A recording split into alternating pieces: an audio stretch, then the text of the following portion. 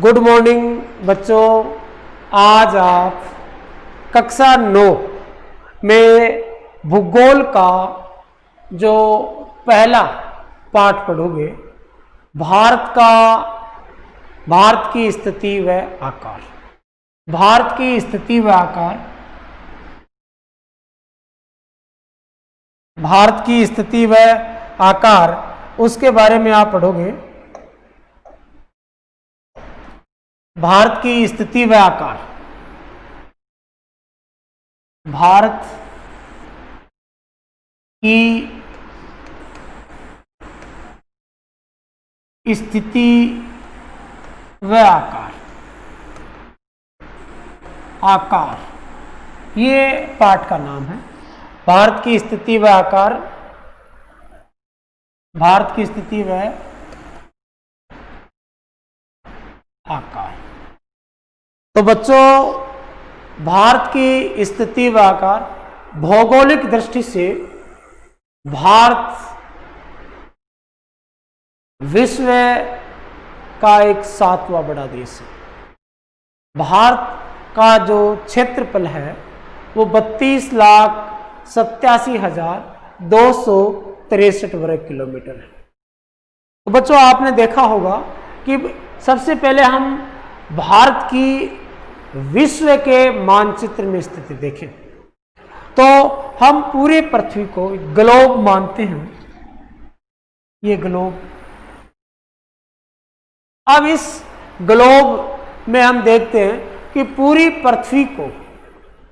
पृथ्वी को दो भागों में विभाजित करने वाली रेखा को अपन कहते हैं भूमध्य रेखा, 0 डिग्री। इसको अपन कहते हैं भूमध्य रेखा, भूमध्य रेखा। ये इसको यहां दो भागों में बांटने वाली आपकी मकर रेखा, ये है मकर रेखा, 23.5 डिग्री। इसके दक्षिणी अक्षांश, ये आपके करक रेखा 23.5 डिग्री उत्तरी अक्षांश, उत्तरी अक्षांश। अब आप यहां ये देख रहे हैं, ये आपकी होती है आर्कटिक रेखा, आर्कटिक रेखा। कौन सी है? आर्कटिक रेखा। और ये है अंटार्कटिका, अंटार्कटिका रेखा। ये आपका जो ध्रुव है दक्षिणी ध्रुव, दक्षिणी ध्रुव है।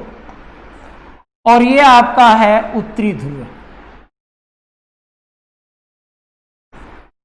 उत्तरी ध्रुव, ये बनता है। तो अब भारत इस ग्लोब पर जो रेखाएं खींची गई है वो एक काल्पनिक रेखाएं हैं। ग्लोब पर जो अक्षांश रेखाएं और देशांतर रेखाएं खींची गई है वो क्या है? काल्पनिक रेखाएं हैं। जो आपके इधर पश्चिम से पूरब की ओर जो रेखाएं लंबवत खींची जाती हैं उनको अक्षांश रेखाएं कहते हैं। यानी आपको या कह सकते हैं भूमध्य रेखा के समांतर जो रेखाएं खींची जाती है वो है अक्षांश रेखाएं। और जो उत्तरी ध्रुव और दक्षिणी ध्रुव को आपस में मिलाने वाली रेखाएं, ये जो रेखाएं हैं, ये जो रेखाएं हैं वो होती है देशांतर रेखाएं। कौन सी होती है?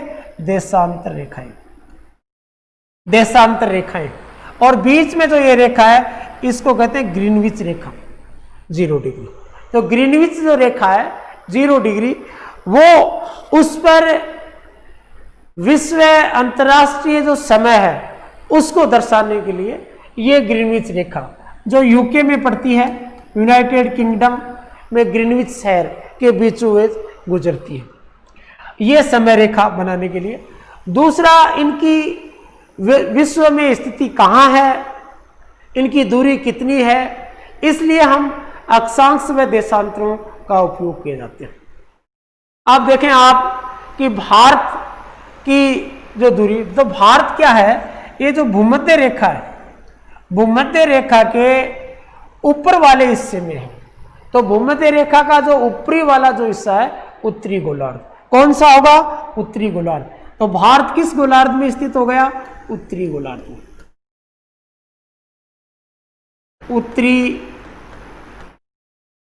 उत्तरी गोलार्ध में भारत स्थित है। भारत उत्तरी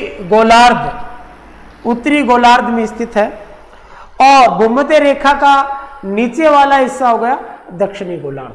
तो भारत विश्व के उत्तरी गोलार्ध में स्थित है। यह बात आपने जानकारी प्राप्त की।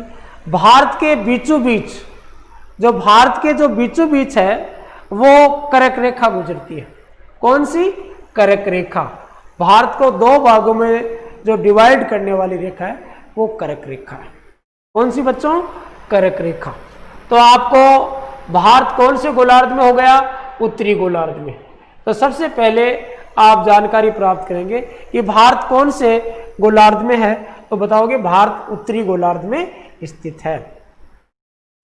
तो भारत उत्तरी गोलार्ध में स्थित है।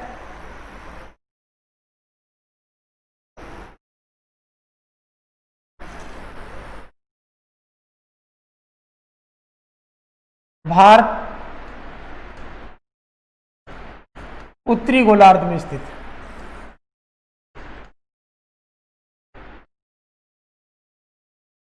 उत्तरी गोलार्ध में स्थित है। अब कितने अक्षांश के मध्य स्थित है? तो भारत अक्षांशीय विस्तार, भारत का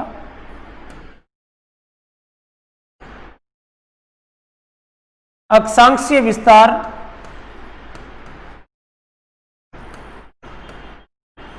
8 डिग्री 4 मिनट से 37 डिग्री 6 मिनट उत्तरी अक्षांश। 8 डिग्री 4 मिनट से 37 डिग्री 6 मिनट उत्तरी अक्षांश और 68 डिग्री 7 मिनट से 97 डिग्री 25 मिनट है भारत का पूर्वी देशांतरी विस्तार या पूर्वी देशांतरी विस्तार। पूर्वी देशांतरीय विस्तार। तो भारत का अक्षांशीय विस्तार कितना हो गया? 8 डिग्री 4 मिनट से 37 डिग्री 6 मिनट उत्तरी अक्षांश, 68 डिग्री से 7 मिनट से लेकर 97 डिग्री 25 मिनट पूर्वी देशांतर के मध्य भारत स्थित है। कौन स्थित है? भारत। तो यह भारत का अक्षांशीय व देशांतरीय विस्तार हुआ। फिर आता है आपके भारत का कुल क्षेत्रफल। भारत का क्षेत्रफल, तो भारत का क्षेत्रफल 32,87,263 वर्ग किलोमीटर। भारत का कुल क्षेत्रफल 32,87,263 वर्ग किलोमीटर है, जो विश्व का कुल क्षेत्रफल है उसका 2.4% है। विश्व का जो कुल क्षेत्रफल है उसका 2.4% क्या है? इंडिया का क्षेत्रफल।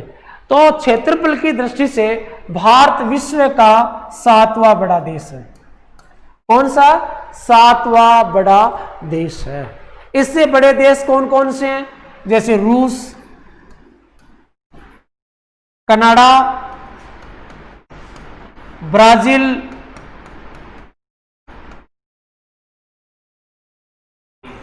हाँ बच्चों देखा आपने, क्षेत्रफल की दृष्टि से विश्व का सबसे बड़ा देश रूस और भारत का है 7वां नंबर। तो भारत से बड़े कौन कौन से देश हैं? रूस है, कनाडा, ब्राजील, संयुक्त राज्य अमेरिका, ऑस्ट्रेलिया, ये भारत से बड़े देश हैं और चीन, ये क्षेत्रफल की दृष्टि से भारत से बड़े देश हैं। अब आप देखते हो इसके अलावा आप देखेंगे कि इसके विश्व की कुल आबादी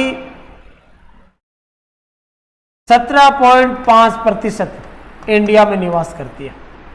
यानी विश्व की कुल आबादी का 17.5% इंडिया में निवास करती है। भारत की कुल आबादी 2011 की जनसंख्या के अनुसार 121 करोड़ है। कितनी है? 121 करोड़ है। ये कुल आबादी है किसकी? भारत की। और क्षेत्रफल की दृष्टि से विश्व का सबसे बड़ा देश कौन सा है? रूस। और भारत का कौन सा नंबर है? 7वां। भारत का कौन सा है? 7वां नंबर है। भारत का कौन सा है? 7वां नंबर आता है। अब देखेंगे आप कि क्षेत्रफल 2.4%, विश्व की आबादी 17.5, क्षेत्रफल की दृष्टि से विश्व का बड़ा कंट्री और जनसंख्या की दृष्टि से विश्व का दूसरा बड़ा देश। पहला नंबर जनसंख्या की दृष्टि से चीन का आता है। तो आपने भारत का अक्षांशीय विस्तार पढ़ा, अक्षांशीय विस्तार। दूसरा आपने देशांतरीय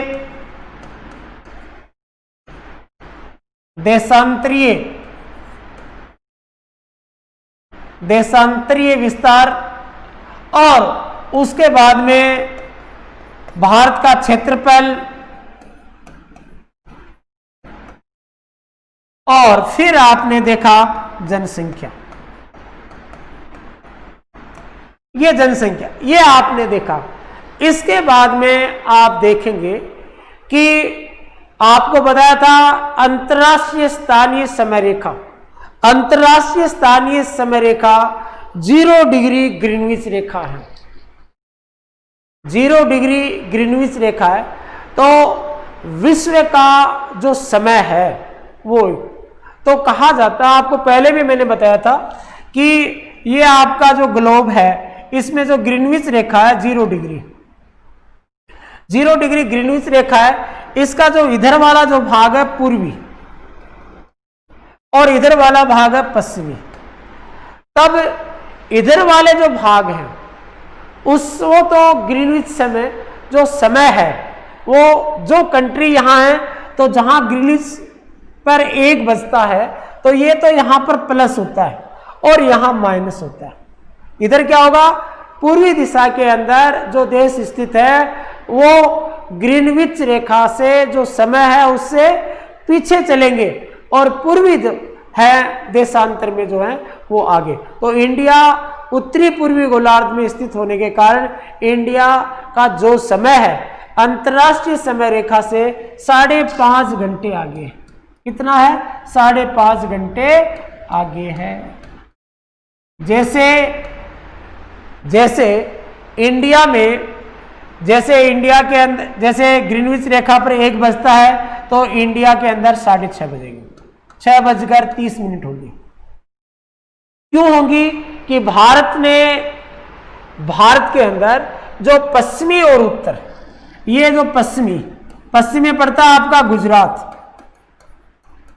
क्या पड़ता है? गुजरात। और पूर्व में पड़ता है अरुणाचल प्रदेश। पूर्व में क्या पड़ता है? अरुणाचल प्रदेश। यहां भी देख सकते हैं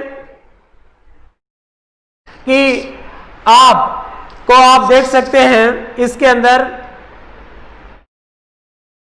पूर्व में आपके अरुणाचल प्रदेश पड़ता है। अब अरुणाचल प्रदेश और गुजरात के बीच में, गुजरात व अरुणाचल प्रदेश के बीच में 30 डिग्री का समय है, यानी 30 डिग्री का अंतर है। आपने देखा कि गुजरात 68 डिग्री 7 मिनट पर स्थित है, जबकि अरुणाचल प्रदेश 97 डिग्री 25 मिनट पर स्थित है। यानी इनके बीच में लगभग 29, 29.5 के लगभग अंतर है। तो इसको 30 डिग्री अंतर माना गया।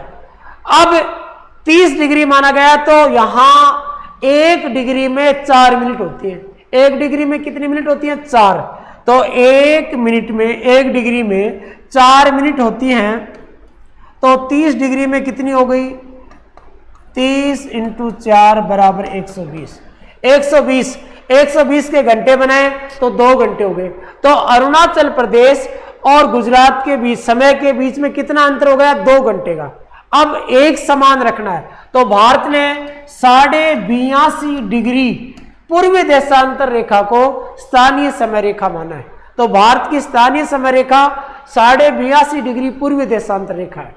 अब यह है तो यहां 2 घंटे पहले सूर्य उदय होता है अरुणाचल प्रदेश में और यहां पर 2 घंटे बाद में होता है।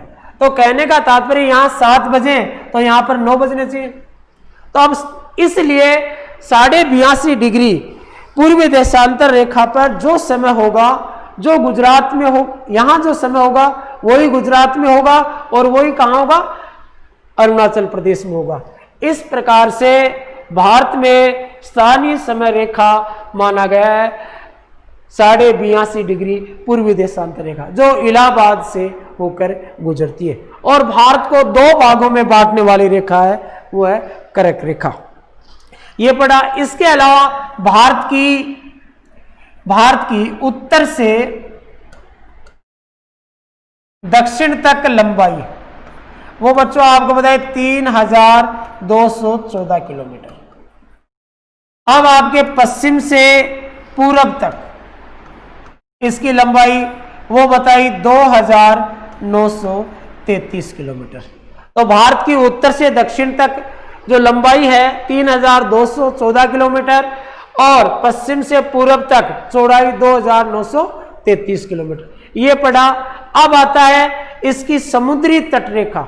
समुद्री तटरेखा है 7516.6 किलोमीटर।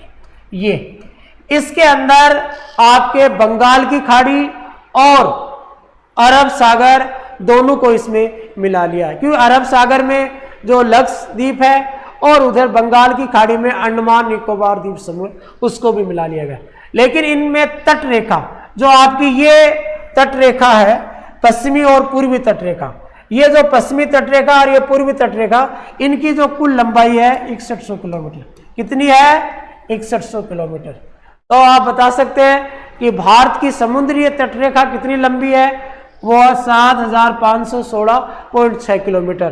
तट रेखा केवल पश्चिमी और पूर्वी 6100 किलोमीटर, जबकि स्थलीय सीमा रेखा यानी ऐसे स्थान जहां पर थल है, जहां पर जल नहीं है, तो वो स्थलीय सीमा रेखा भारत की है 15,200 किलोमीटर।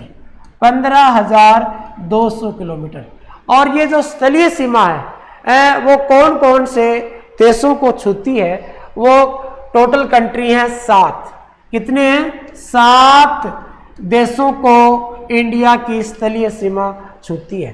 पहला पाकिस्तान, दूसरा अफगानिस्तान,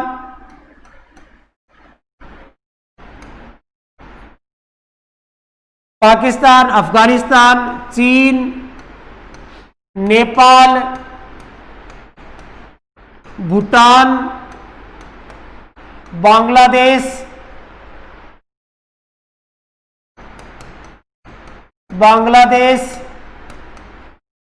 और बांग्लादेश के बाद में म्यांमार। पहले इसका नाम था बर्मा, अब इसका नाम क्या होगा? म्यांमार। ये नाम रख दिया। 1 2 3 4 5 6 7, ये 7 कंट्री हैं जिनको भारत की स्थलीय सीमा छूती है। इसके अलावा समुद्री सीमा किन 2 देशों को छूती है? तो श्रीलंका और मालदीव। श्रीलंका व मालदीव को भारत की समुद्री सीमा छूती है। इनमें जलमार्ग के माध्यम से जाया जा सकता। तो इस प्रकार से आपने स्थलीय सीमा और समुद्री सीमा रेखा के बीच में आपने पढ़ा कि किन 2 देशों की सीमाएं जल से लगती हैं और किन की थल से लगती हैं। आप देखें भारत उत्तरी पूर्वी गोलार्ध में स्थित है। भारत कौन सी में? उत्तरी पूर्वी गोलार्ध में। तो उत्तरी पूर्वी गोलार्ध में भारत स्थित है, तो इसके क्या फायदे हैं, क्या महत्व है? इसके फायदे ये है कि भारत की जो सीमाएं हैं चारों तरफ से प्रकृति द्वारा सीमांकित है। उत्तर में हिमालय पर्वत,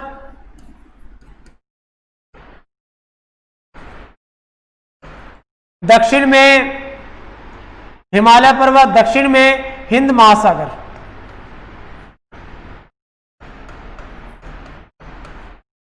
जबकि पश्चिम में अरब सागर और पूर्व में बंगाली खाड़ी। तो चारों तरफ से भारत की सीमाएं प्रकृति द्वारा सीमांकित है कि प्राचीन काल के अंदर हिमालय जो पर्वत था वो भारत में क्या करता था, बाहरी आक्रमणों से सुरक्षा रखता था।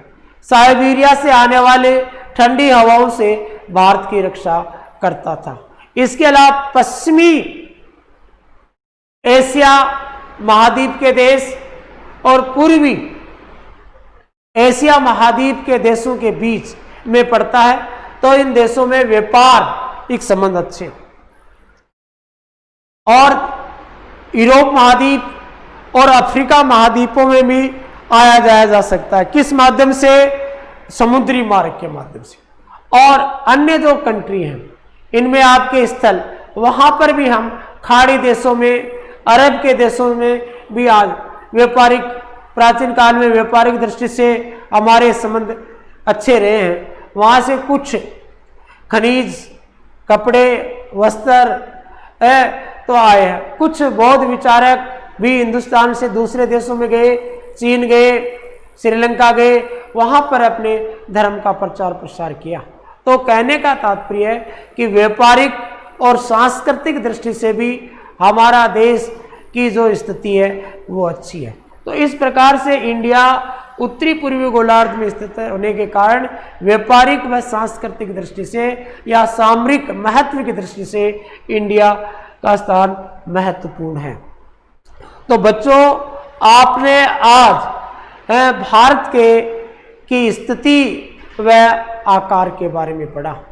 भारत की अक्षांशीय विस्तार, तो आपको इस प्रकार से कई क्वेश्चन पूछे जा सकते हैं।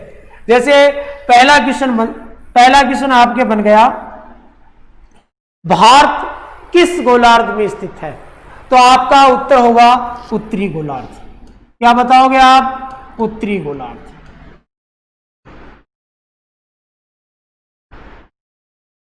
अब दूसरा प्रश्न बन गया कि उत्तरी गोलार्ध में तो भारत स्थित है, भारत का अक्षांशीय विस्तार कितना है? भारत का अक्षांशीय विस्तार कितना है?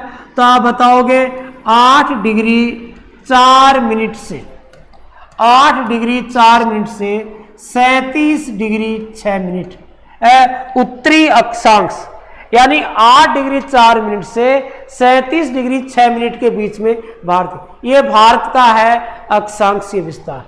तीसरा क्वेश्चन बनेगा, भारत का देशांतरीय विस्तार कितना है? तो आप बताओगे 68 डिग्री 7 मिनट से 97 डिग्री 25 मिनट, ये आपका पूर्वी देशांतरीय विस्तार है। तो परीक्षा में आपको पूछा जाता है कि भारत का अक्षांश व देशांतरीय विस्तार कितना है। फिर चौथा क्वेश्चन आपके बना था, भारत का कुल क्षेत्रफल कितना है? तो आप बताओगे 32,87,263 वर्ग किलोमीटर, यानी 32,87,263 वर्ग किलोमीटर, ये आपको बताया था। इसके बाद में पांचवा महत्वपूर्ण, भारत की उत्तर से दक्षिण तक लंबाई कितनी है? तो आपने बताया 3,214 किलोमीटर। फिर छठा क्वेश्चन, भारत का पश्चिम से पूर्व तक चौड़ाई कितनी है? 2,933 किलोमीटर। यह था भारत की स्थलीय सीमा रेखा कितनी लंबी है? तो 15,200 किलोमीटर। भारत की तटरेखा कितनी लंबी बताई थी? 6100 किलोमीटर। भारत की समुद्र तटीय सीमा रेखा कितनी लंबी है? 7,516.6 किलोमीटर।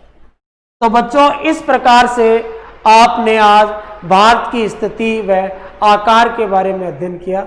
धन्यवाद।